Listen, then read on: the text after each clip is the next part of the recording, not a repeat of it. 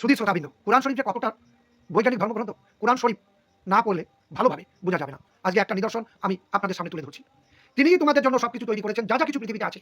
তারপর তিনি আকাশের দিকে মনোনিবেশ করলেন এবং সপ্ত আকাশ সুষমভাবে তৈরি করলেন, আর তিনিই সবকিছু জানেন।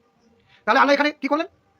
আমাদের মানুষের যা প্রয়োজনে পৃথিবীতে তাই সৃষ্টি করার পরে তিনি ৭ টি আকাশ সৃষ্টি করলেন।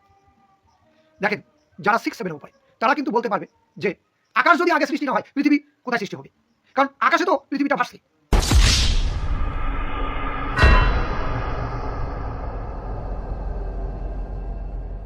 ওনার ভিডিও দেখছিলাম। উনি বলছেন কোরআনে নাকি পৃথিবী আগে, আকাশ পরে, যা বিজ্ঞান বিরোধী।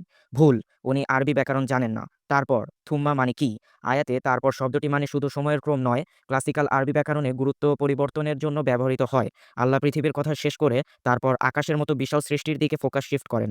অন্য আয়াতে কি বলা হয়েছে? সূরা নাজিয়াত এর ২৭ থেকে ৩০ এ স্পষ্ট বলা আছে আকাশ মূল কাঠামো তৈরির পরে জমিনকে বসবাসের জন্য বিস্তৃত করা হয়েছে। আসল ব্যাখ্যা হলো আল্লাহ প্রথমে পৃথিবীর উপকরণ তৈরি করেছেন, তারপর তিনি সুবিন্যস্ত করে পৃথিবীর পরিবেশকে সম্পূর্ণ করেছেন। কোরআন সামঞ্জস্যপূর্ণ। বোঝার ভুল হলে কোরআনকে দোষারোপ করা যাবে না।